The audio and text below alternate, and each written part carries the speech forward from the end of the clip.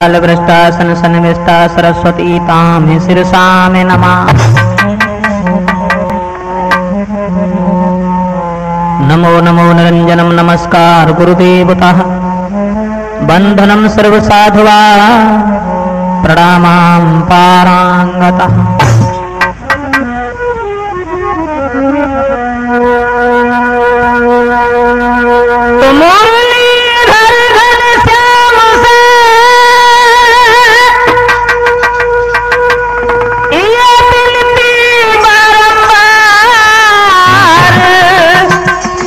लाज दास की राखियो सो सरल ब्रजेश कुमार।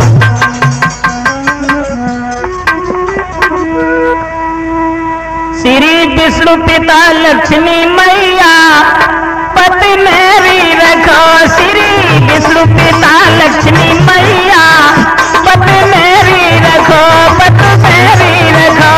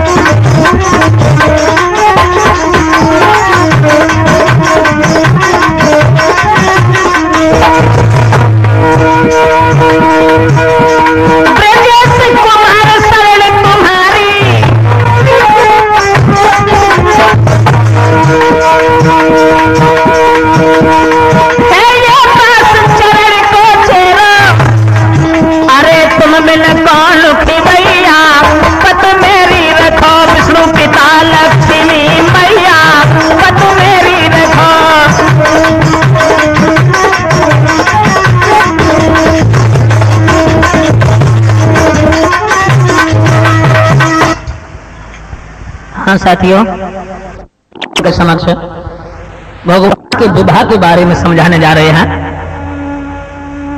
कि भगवान श्याम सुंदर के जो बड़े भाई थे बलराम। साथ ही साथ एक बात और भी बता दें कि बलराम और भगवान कन्हैया एक पिता की ही संतान थी, लेकिन एक मां की संतान नहीं थी। मां दो थी। देवकी जो थी वो अकेली नहीं, 9 बहनें थीं और 9 वसुदेव के लिए ब्याही गई थी। ये हम कहानी राजपूत कैसेट में फिर देंगे किसी दिन, जब समझाएंगे आपको कि वसुदेव का देवकी के साथ कैसे विवाह हुआ था और उन 9 बहनों के साथ में कैसे शादी हुई थी, वो कहानी फिर देंगे। उससे पहले आ जाइए कि भगवान कन्हैया तो देवकी के थे और बलराम भैया जो इनके बड़े भाई थे, इनका विवाह किस तरह से हुआ था वो कहानी हम आप लोगों के समक्ष लेके चल रहे हैं। तो आ जाइए। ये सतयुग की बात है। द्वापर में तो भगवान श्याम का अवतार हुआ था और सतयुग में अरुणत नगरी में महाराज रेवतक रहते थे। साथियों, जैसा कुछ प्रमाण मिला मुझे वैसा हम आप लोगों के समक्ष पेश कर रहे हैं, तो आ जाइए। अरुणत नगरी गांव रेवतक नाम सुना चितलाई, है सतयुग की बात रे जब पैदा भव बलदाई।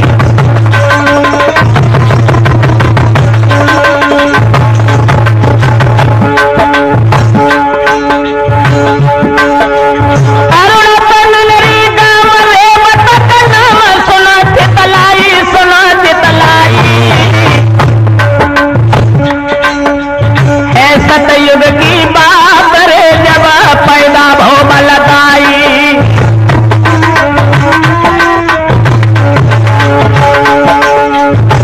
अरुणत नगरी में महाराज रेवतक जो रहते थे, और ये द्वापर में नहीं, सतयुग में। जो देखी ग्रंथ में बात सभा के भ्रात रहे समझाई, द्वापुर में जाए के भाई दी लली की सगाई, द्वापुर में जाए के भाई दी लली की सगाई, लली की सगाई।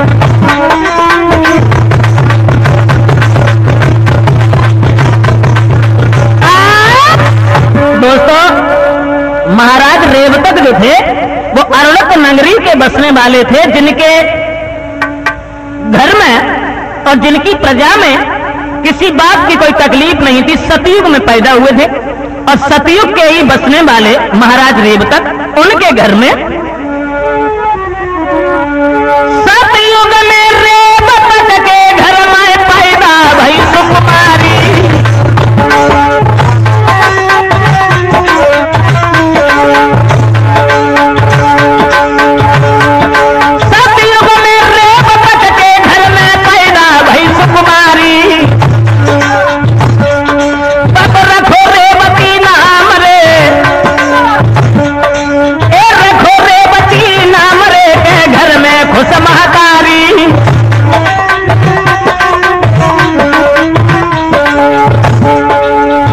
रेवतक के घर में जब लड़की ने जन्म लिया है दोस्तों, तो उस लड़की का नाम रेवती रखा गया।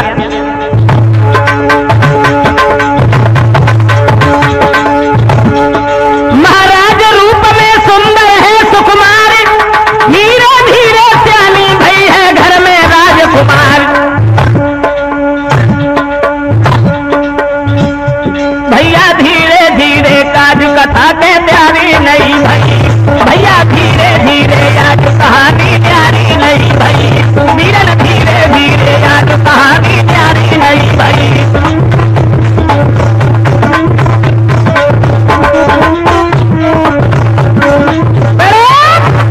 महाराज रेवतक के घर में रेवती नाम की जो बड़ी सुंदर कन्या पैदा हुई है, और धीरे धीरे धीरे धीरे जब वो लड़की बड़ी होने लगी,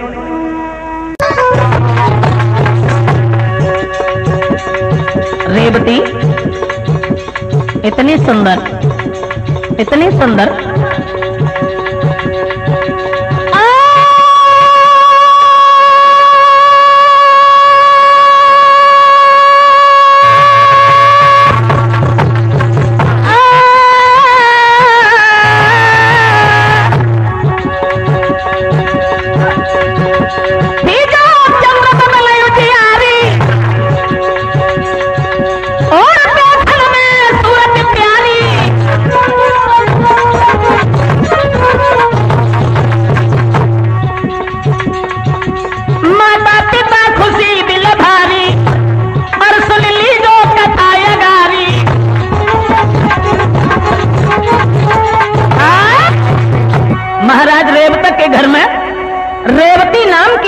पैदा हुई है दोस्तों सतयुग में, और वो धीरे धीरे बड़ी होने लगी।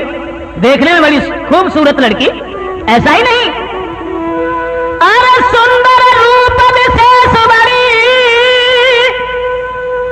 अब को कहता की उपमा, और दिन रात लली बढ़ने लगी, जो बढ़त जो जब चंद्रमा।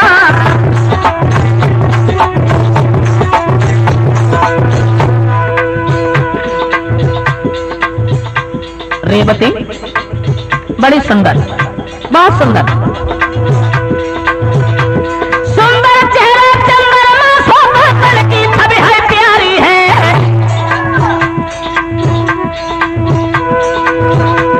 और काले के सलेल कजरारे चितवन सबसे प्यारी है।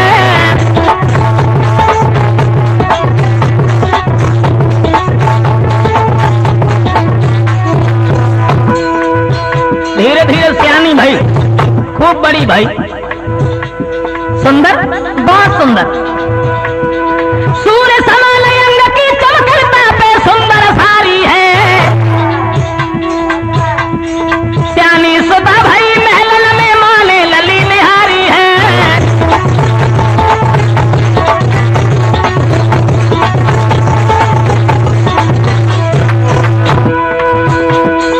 देख के सुंदरता बेटी की सोच रही महतारी है, पति अपने से कहे करो शादी की तुरंत तैयारी है।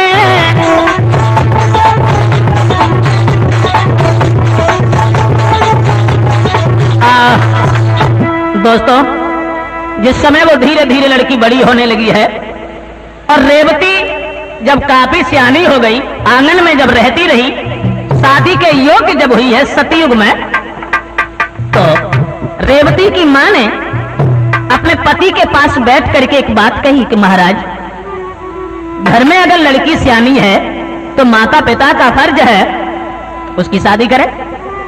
इसलिए मेरा मतलब सिर्फ ये है कि मेरे पति प्राण प्यारे,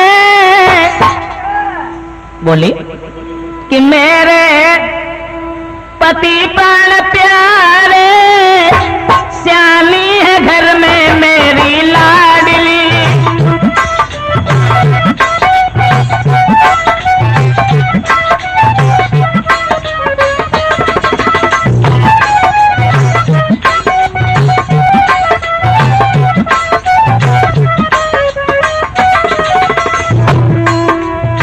रेवती की तरफ देख के सतयुग में ही कही कि महाराज, घर में लड़की सियानी है, हाथ जोड़ के रानी बोली सुनियो विनय हमारी, सियानी बेटी भाई तुम्हारी, सियानी बेटी भाई तुम्हारी, देव भमरिया दारी मेरी नैया के सहारे, सियानी है घर में मेरी लाडली, मेरे पति प्राण प्यारे।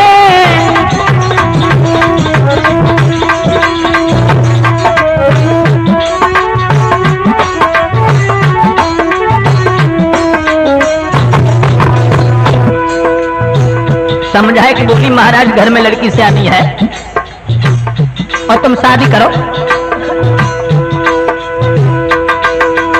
इतनी सुन के तब राजा ने तुरंत नार समझाई, चिंता मत करियो महारानी, चिंता मत करियो महारानी, करियो जल्द सगाई, मानो वचन ये हमारे, मानो वचन ये हमारे, सियानी है घर में मेरी लाडली।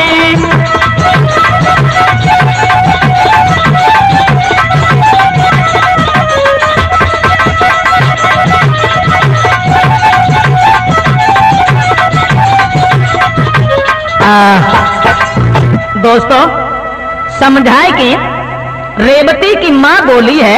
अब आप लोग इस भ्रम में होंगे कि सतयुग में भगवान कृष्ण और बलराम ये द्वापर में पैदा हुए थे और सतयुग की कहानी, बात सिर्फ ये थी उसमें कि रेवतक की लड़की रेवती सतयुग में ही पैदा हुई थी। और जिस समय रेवती की मां ने ये कहा कि महाराज तुम अपनी बेटी का विवाह करो, रेवतक कहने लगे घबराओ नहीं, शादी करेंगे, शादी की कौन सी बड़ी बात।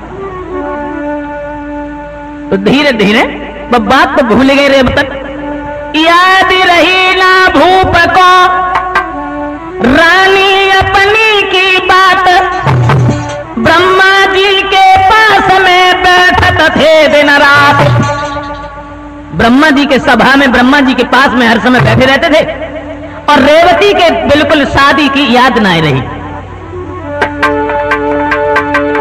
याद रही ना भी हकी सोना मित्र चितलाए, तो सतयुग में पैदा भई युग द्वापर पहुंचो आए। रेवती की बिल्कुल ध्यान ही ना रहो शादी करीबे को, और सतयुग से सतयुग पूर्व बीत गो, ताकि बाद त्रेता बीत गो, द्वापर आएगो, और द्वापर में तो बीत गए युग 3। अरविंद, अरे बीत गए युग 3 के भूप मलिन भय मेरे भाई, तो लेक के सहा तक ही हुई गई रे के बिटिया की लंबाई।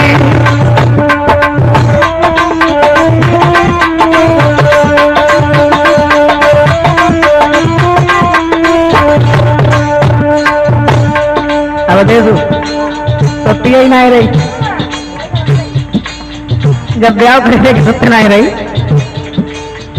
3 युग बीत गए, और 3 युग में तोने में रेवती जो हती सो एक के साथ तक हुई। हाँ, बीत गए युग 3, बीत गए युग 3 के भूप मलिन भय मेरे भाई, एक के सहा तक ही हुई गई रे के बिटिया की लंबाई।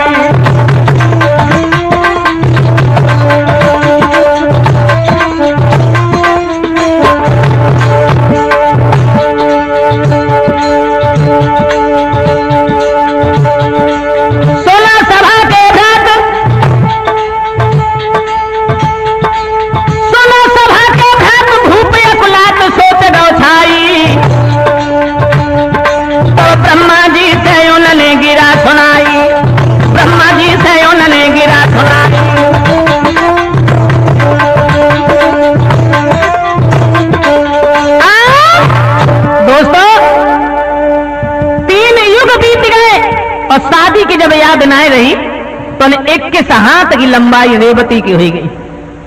अब भगवान ब्रह्मा जी के पास बैठ के एक दिन उन्हें याद आई द्वापर में कि हमारी बेटी शादी के लायक तभी थी और हमने शादी नहीं की। भगवान ब्रह्मा जी से सलाह मिलाई उन्होंने, और भगवान ब्रह्मा जी से बात करने लगे, पूछने लगे कि महाराज समझ में ये नहीं आता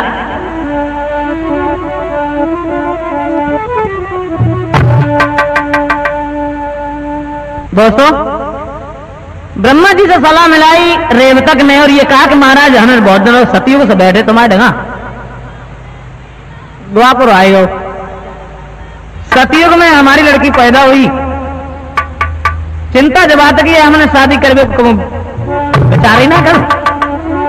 बात जब बात की है प्रभु कि है यत सुंदर दिया हमारी सुनो बचन करतार, अरे कोई सुंदर भूप बताओ जो भामरे डाली अलग सुन ले ओ हमारी लली मेरी भूप है कुआरी, अलग सुन ले ओ हमारी लली मेरी भूप है कुआरी।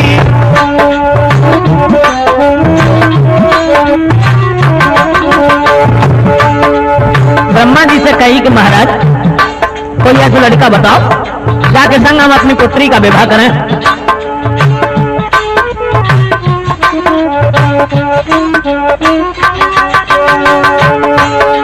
हाथ जोड़ियों बोले है स्यानी भी हमारी, कोई नजर उठा के देखो जस दे भामरे डारी, नजर उठा के देखो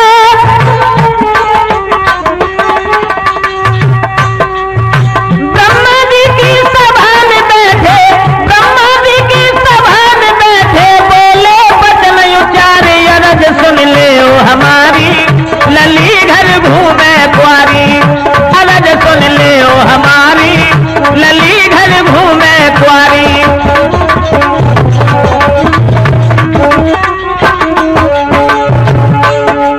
ब्रह्मा जी से कही कि महाराज कोई ऐसा लड़का बताओ जिसके साथ हम अपनी पुत्री का विवाह करें। तो ब्रह्मा जी समझाए कि बोले कि रेवतक बात जवाब की है, सतयुग में तुम्हारी लड़की पैदा भाई। और अरविंद सतयुग की उम्र 17,96,000 साल की बताई। 17,96,000 साल में के बाद में त्रेता की उम्र 12,17,000 साल जोड़ते जाइए। और के बाद में द्वापर। तो ब्रह्मा जी बोले भाई तुमने शादी बनाऊ नहीं लो। इतनी सुन राजा की बानी ब्रह्मा जी कैसे समझाई। इतने दिल से बैठे ना अब तक जिक्र चलाई। इतने दिल से बैठे युग सतयुग से द्वापर आयो। युग सतयुग से द्वापर आयो। करो न कभी विचार अरज सुन ले ओ हमारी लली घर घूमती कुआरी। अरज सुन ले ओ हमारी लली घर घूमती कुआरी। है अति सुंदर धिया हमारी सुनो बचन करतार। कोई सुंदर रूप बताओ जो देव हमारी आगारी। अरज सुन ले ओ हमारी लली घर घूमती कुआरी।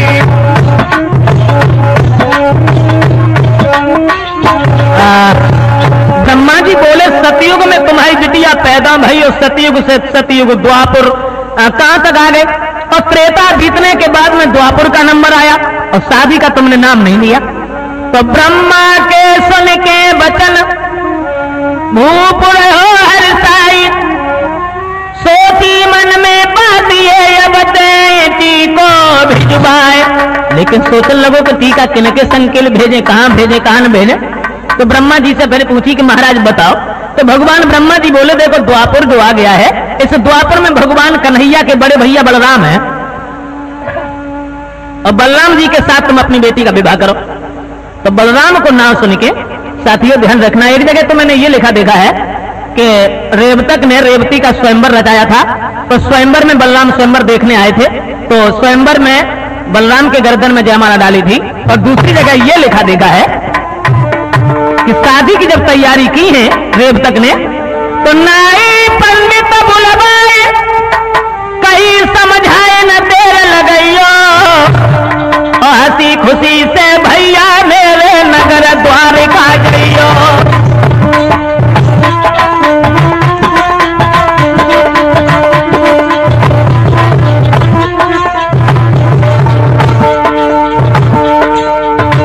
नाई पंडित से रेवतक ने कही कि ब्रह्मा जी ने कहा है भगवान कन्हैया के बड़े भैया बलराम और श्याम के जेठे भ्रात, श्याम के जेठे भ्रात उन्हीं के साथ लगन के चढ़ैयो। और करके तनो काम लौट के आइयो। करके तनो काम लौट के आइयो। लौट के आइयो।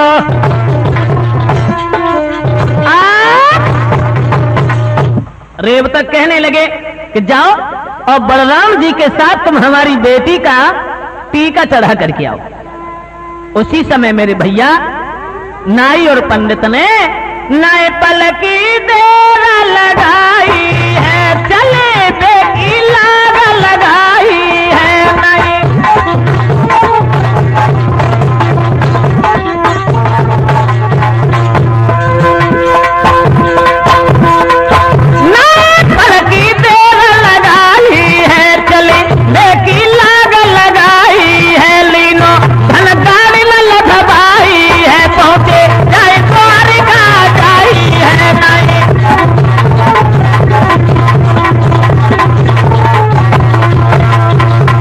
मेरे भैया नाई और पंडित जो थे वो चले हैं बड़े हंसी खुशी के साथ में बलराम जी के साथ विवाह करने के लिए।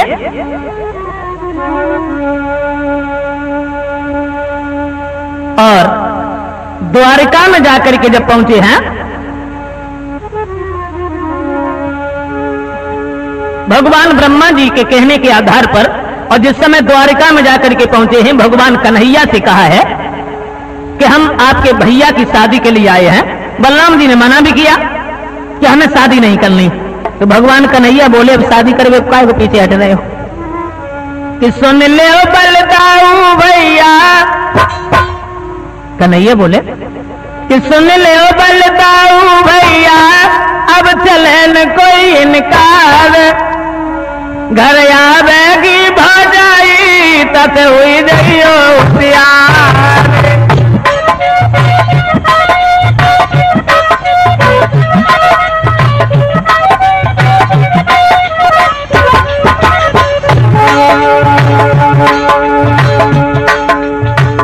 कन्हैया ने समझा हुआ है, टीका लगन चढ़ाए के बाद में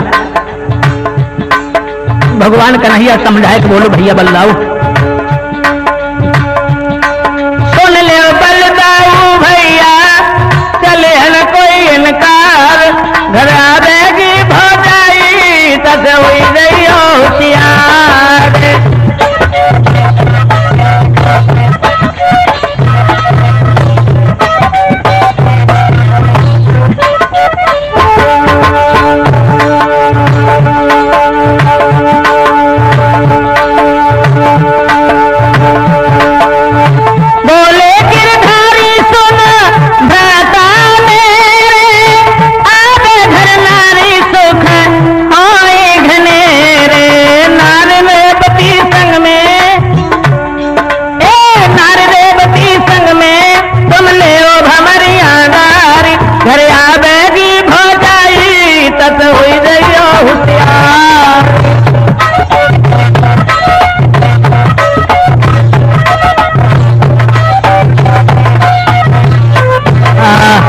भगवान कन्हैया ने जब ऐसी बात कही है तो श्याम सुंदर के कहने के आधार पर नाना उग्रसेन, वसुदेव, देवकी सब लोग बड़े खुश हैं और बलराम जी का विवाह होने की तैयारियां होने लगी हैं। जिस समय दोस्तों बलराम के विवाह की तैयारियां हुई हैं तो दिल में अति उत्साह कहूं समझाए सुनो जितलाई, और हंसी खुशी से बलदाऊ को टीका लो चढ़ाई।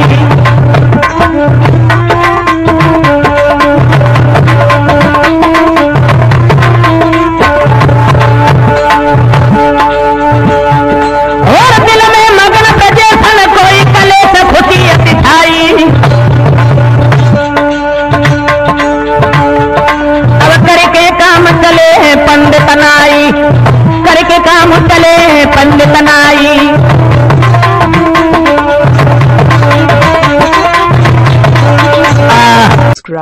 भगवान कन्हैया के बड़े भैया बलराम जी के साथ विवाह तय करने के बाद में और टीका चढ़ाए के बाद में नाई और पंडित जब चले हैं, अरुणत नगरी में जाके जब पहुंचे हैं तो महाराज रेवतक को सारी खबर सुनाई। अब रेवतक बड़े खुश हुए। धीरे धीरे धीरे धीरे समय बीतता चला गया तो घर घर फैली बात ये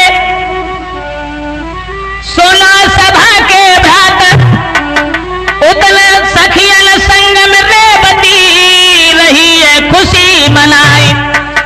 जिस समय रेवतक के घर में रेवती नाम की जो लड़की थी वो बड़ी ही सुंदर और खूबसूरत जो थी वो सखियों के साथ बैठी है, और सहेलियों ने जब ये सुना है कि रेवती की शादी तय हो गई तो रेवती के ढेंगा बैठ के सखियां सब बोली समझाएंगे।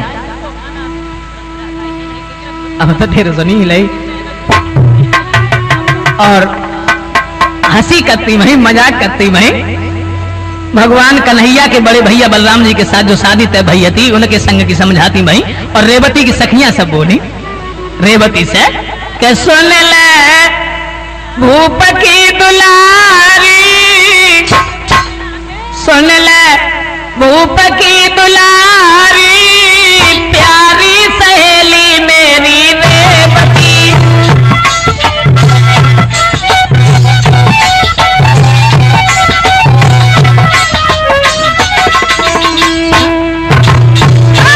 सुन ले भूप की दुलारी, प्यारी सहेली मेरी रेवती।